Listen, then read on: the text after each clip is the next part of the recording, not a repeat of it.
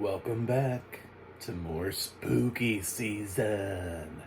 Ooh, got another spooky movie for you to, well, maybe watch. I don't know. This is As Above, So Below. I watched this without doing any more research on it, and I realized this would have been great for next year's spooky season because then it would have been the 10th anniversary. Instead, this is the 9th anniversary of As Above, So Below. It came out in 2014, so if I waited until 2024 for next year's spooky season, perfect timing. I did not.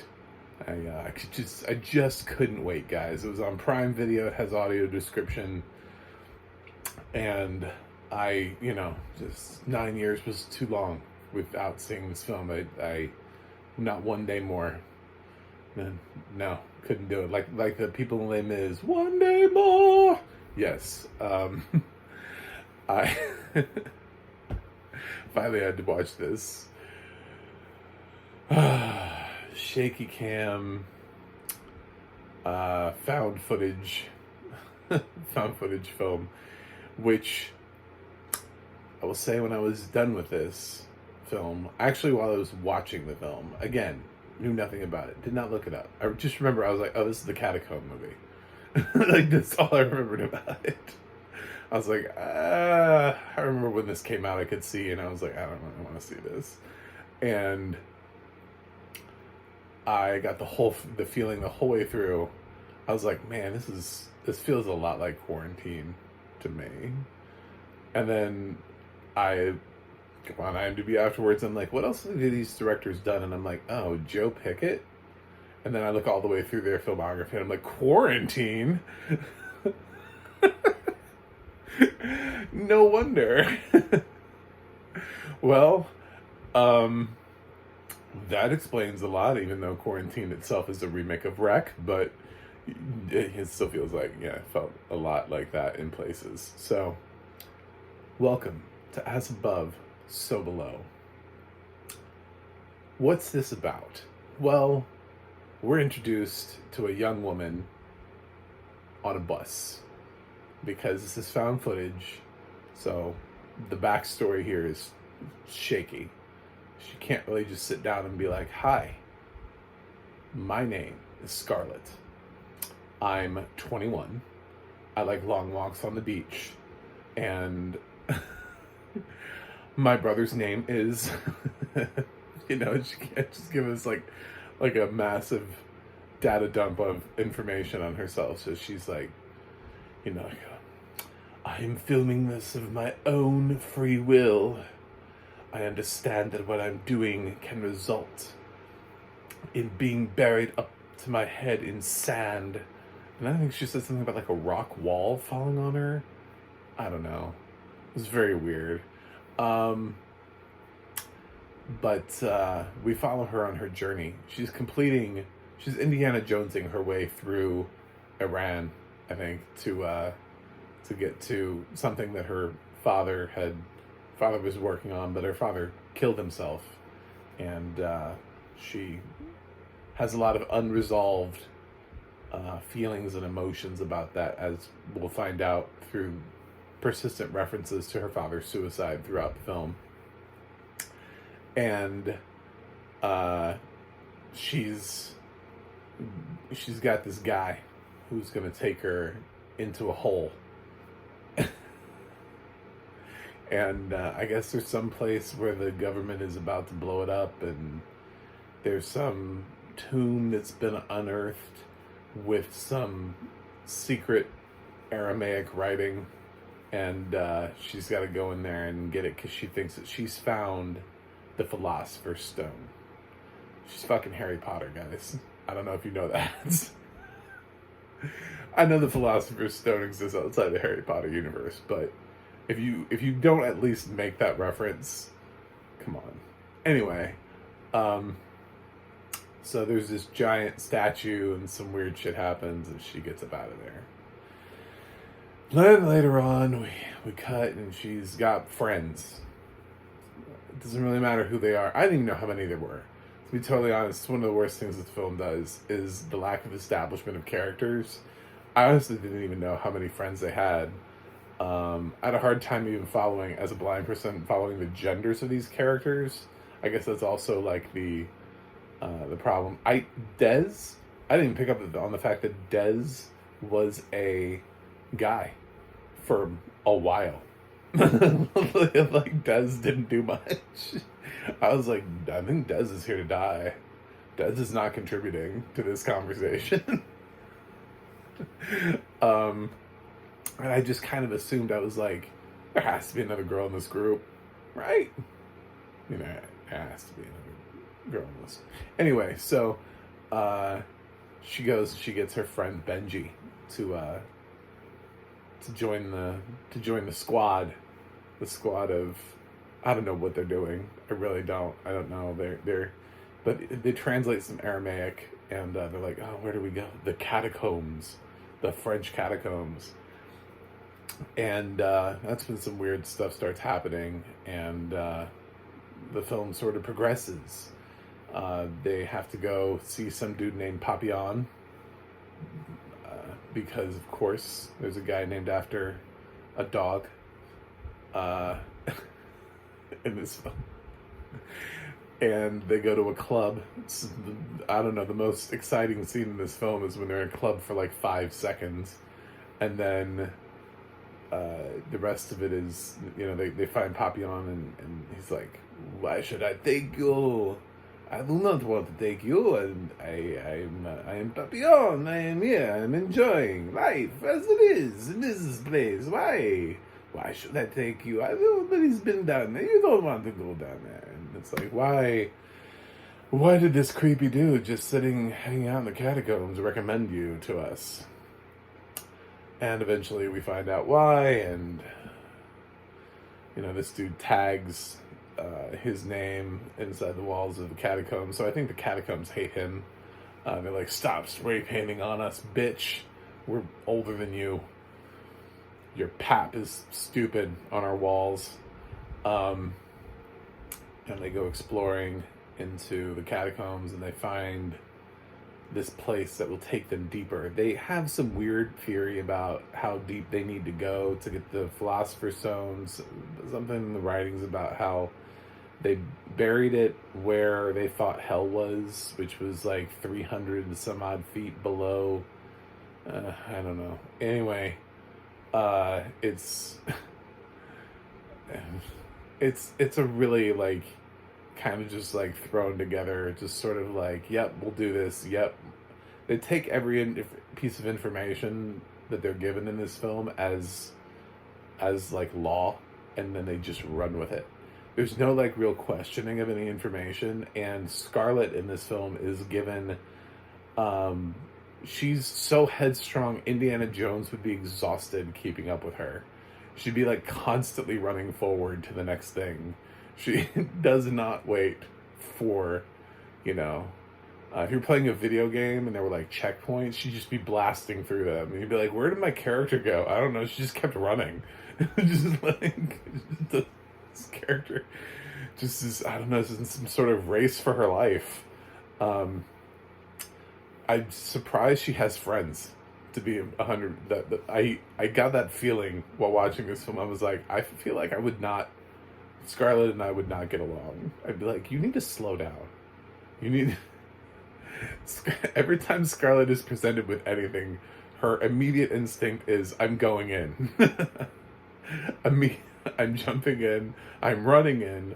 I'm diving in. Whatever it is, by God, she's going to do it. It doesn't even matter how crazy it looks, how dangerous it looks, whether it looks safe, whether it looks... She just has blind faith that no matter what, she's just going to get to the other side and just be like, yes, I did it. And the film constantly rewards her, too, for doing so. It's really weird. This is a film where, at a certain point, I was like, they're all going to die. But at the same time... See, the one thing that the filmmakers do well is making you question, will anyone live? Because that's the problem with found footage movies, is that in order for us to be watching this, somebody has to find the footage. So when they're going into this place that nobody's been in for hundreds of years, in the catacombs, uh, presumably that nobody's been, and certainly nobody's gotten out of. You know, Papillon was like, there was this guy, but he never came back. You know, like he knew a guy once that went in there and he never came back. Um, so once they get in there, you're like, okay, well, they're in this place where nobody ever comes back. Plus, all of these characters are poorly established, so they're obviously all here to die except maybe Scarlet. And she's not that likable, so I can't imagine Scarlet's the only one that lives. So the whole film, I was just like, how are they going to play this? Because I feel like everyone could die down here. But at the same time, it is a found footage movie, so someone has to find the footage. Like, you can't just, they can't, like, it's like, you know, that they can't end the film with the footage being like thousands of feet below ground, you know, like, because then they'd have to explain how somebody got the footage. So that's what it is. It is actually confusing enough so that I was enough on the edge of my seat. Not really edge of my seat. I was intrigued enough in the process of, because this is a film that seems like it's barreling towards death, where all of these characters continuously to make the wrong decisions. You know, there have been more sort of, like, I would say, aware movies more recently, and then even jokingly, even like in the 90s, I think there were characters, and they were always, it started with when we started realizing that the black characters in films used to die first, and then the black characters in horror movies started being the ones to be like, oh, I ain't going up there, fuck that, nope, I'm not doing that. And it's like, that is exactly how you feel the entire film. You're like, why would you go there? Why? I would never crawl. No, I would never crawl through that. I would not dive into that. I would not jump into that. And they just do it with ease. They're just, everything that they're presented with in this film, they're like, yeah, creepy tunnel made of bones. Done. I'm all up in that. Get me up in this bone tunnel. They dive into water that has been sitting water for hundreds of years, like in the catacombs. And it's like, you know, this is not like some the lost water. This is not Evian that they're diving into. Like, nobody even gives a second thought of, so maybe there's like some weird bacteria that hasn't even like been discovered yet. It's just like fermenting in this water in the catacombs. And they're like, fuck it, we're going in. Diving in. We don't have the right gear for this, but we might all get some sort of weird dysentery, but let's do it. Go on in. You know, yeah, there's so many times in this film where I just hated them as a group for doing what they're, I was like, why are you doing that? Why on earth are you doing this? But they also can't really find their way out because they're stupid, and they didn't really plan this out, and Scarlet does not stop. So they don't stop for a few seconds to ever like figure out and be like, okay, so should we like tie a rope to get back here? They don't really have a plan. You know what I'm saying? Like, they thought they were going to just go into these catacombs and like, how are they going to find their way back? Like, I don't think they ever asked themselves that question. And the without knowing these characters, because they're so underestablished, it's like, you don't know if this is the kind of decision they would make. Are these characters all stupid? I have no idea. I know this film is really trying to be, it's trying to be smart in a way that it'll appeal to the kind of people who aren't going to watch this film. And that is, what I'm not talking about, and what I should talk about is the persistent references to Dante's Inferno without actually saying Dante's Inferno. I gotta tell you, I don't think that many people have read Dante's Inferno. So, I don't think there are that many people watching As Above, So Below that can appreciate the parallels to Dante's Inferno that this film is trying to make without ever saying Dante's Inferno. So, because they never reference Dante's Inferno, I think many people just walk out of the film going, huh, that sucked. And I think that's fair. I think they did all that work for nothing, except Dante's Inferno is a book that would have existed in the world in which these characters exist. So if they're using that information, if that's what we're supposed to gain from this, is that Scarlett perhaps has figured out that there's some sort of correlation between what they're doing and Dante's Inferno, she should say that. She should be like, oh, it's like Dante's Inferno. Like, I think the writer-director here thinks he's being more clever by not bringing it up, but by not bringing it up, you're making the assumption that the mass majority of your audience has seen the film and read the book. Those two things. And I don't think that that's the case. I don't think that many people nowadays have actually made it through Dante's Inferno. Yeah, you'll have some college-educated people that had to read the text, but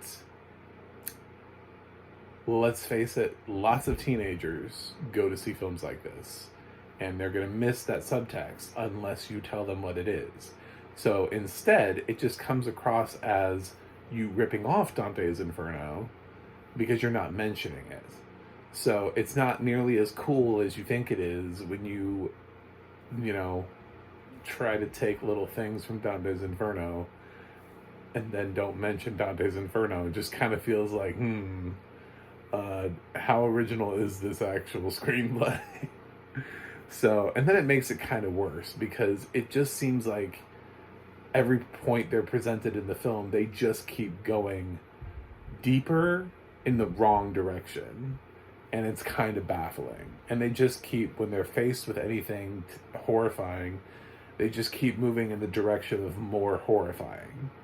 So, there really isn't much thought given to going back. And there's just Scarlett's I will use the phrase again, even though as a blind film critic, I should find another, but blind faith is the best thing I can think of to describe Scarlett's absolute persistence to move forward no matter what. She just keeps going forward, believing that the way through is to keep going down, which is what happens in Dante's Inferno. The only way out of hell is to go all the way through. But I feel like the rest of her team are kind of confused on that. So they're just like, what is she doing half the time? You know what I'm saying? They're just like, what is this girl trying to do? As, slowly, maybe some of them are getting picked off. I mean, people do die in this, so I don't want to make it feel like everybody in this film just makes it all the way through. The film does find interesting ways of finding a jump scare or a boo or anything like that. If I had to give this film a positive, I would say, and it's largely has to do with the fact that they actually filmed in the catacombs, that they want people who can see to appreciate the fact that they got footage of the catacombs. Obviously, at a certain point, there's no way they filmed in the catacombs. When you get to there's no way that they crawled through a tunnel of bones in the catacombs. Like some of this stuff was obviously done somewhere else, but they did get to film at least some scenes in the catacombs and get some footage of what they actually look like. So I think the film takes a while to kind of get going, and I didn't mind that with this film. I don't mind horror films that don't feel the need to throw jump scares at you within the first Like, it's a race to get the first jump scare in, you know? Like, if we can get it in 60 seconds, we win a prize. No, you really don't. You haven't established anything. You haven't done anything with your character. I don't know who these people are. But the funny thing is, with all the time that this film has, it still doesn't establish any of the characters. Like, Scarlett is the only character I feel like I have really like a solid grip of who she is as a person, because she's the central focus of the film and carries the camera. Other than that, I mean, there's slight references given to George and Benji, and then the other characters are just nothing. I got nothing. Papillon is just like a guide. The whole film, I was like, Papillon is so expendable at this point. He got them through the door. As soon as he gets them through the door, he's useless at this point. Like, okay, you served your purpose. Bye. He has no skill set other than navigating through the catacombs to the place where they needed to get through. And once they got through it, I was like, well, you're not really part of this group, so I don't expect you to make it very far. Yeah. So, yeah, it's just the characters are just underdeveloped who are not Scarlett. And it makes it not very fun to watch them die. And I think their deaths are all supposed to be tied to things from their past. There are references to like things from it. So there's like one death that made no sense to me whatsoever. It was just one death where I was like, what was I supposed to gain out of that with your past? Like, how is that linked to anything and nobody brings it up. Nobody talks about it. They're just like, yeah. They just move on.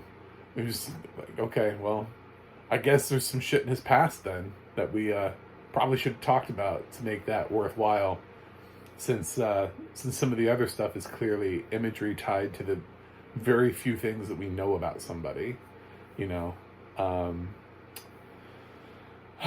I've talked a lot about this film, but it's. I don't really think this is worth your time. It does sometimes surprise me and do something that I didn't think it was going to do. It didn't quite end up where I thought it was going to end up. It wasn't quite as predictable as I thought it would be. So, give it some props for that. But at the same time, it is kind of an obnoxious film to watch because of the lack of explanation as things are going on and the character choices and everything. And they're referencing stuff historically surrounding the Philosopher's Stone and making it seem like they know all this history and they're super smart and educated and intelligent, but then every choice they make is seemingly based on the fact that somebody in this group read Dante's Inferno and knows that the only way out of hell is to go through it, but they never actually say where they got that information from. Dante's Inferno is a little too old for anybody to claim copyright infringement, so I think that would have been fine, but still,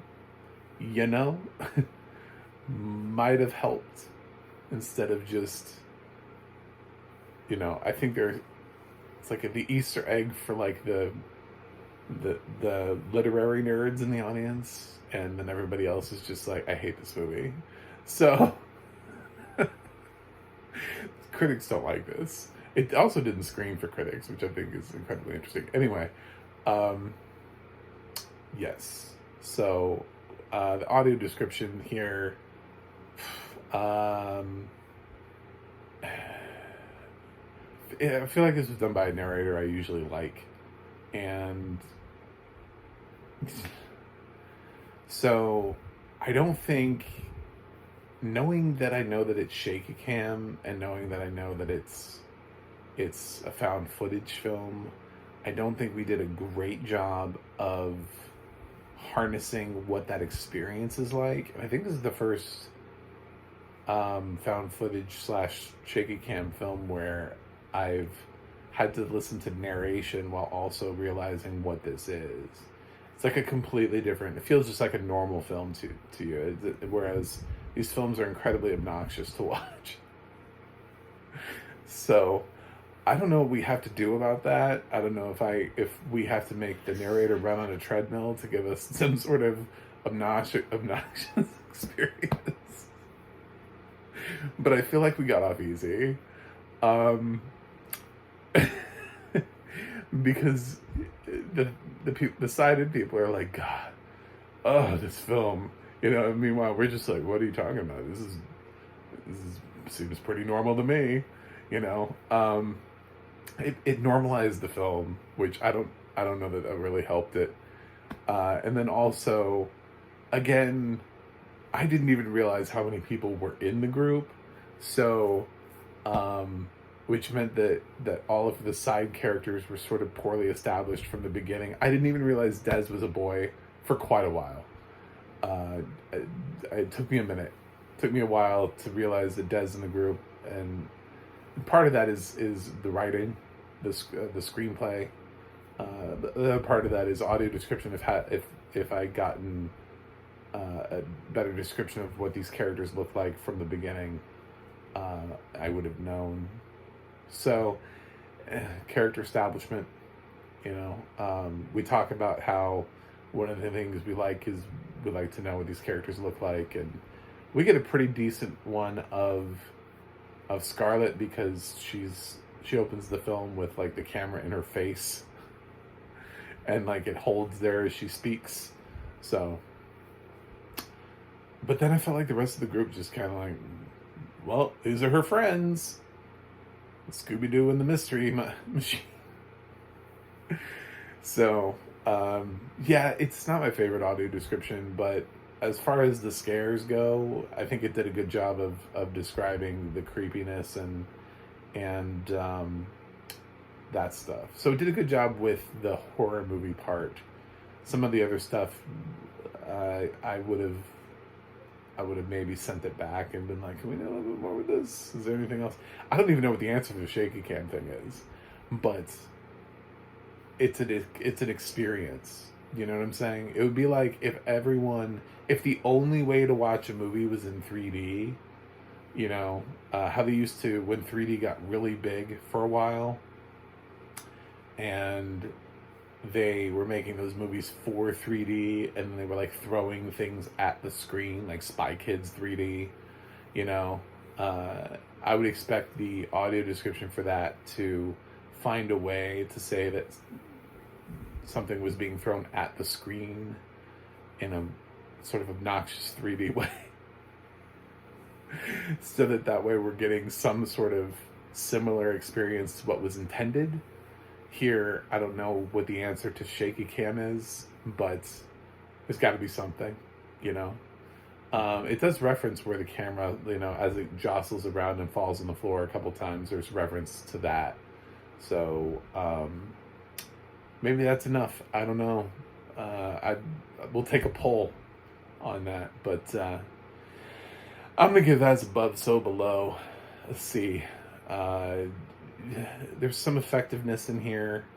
The story's kind of cool. I like the fact that they actually shot in the catacombs instead of like made up the catacombs.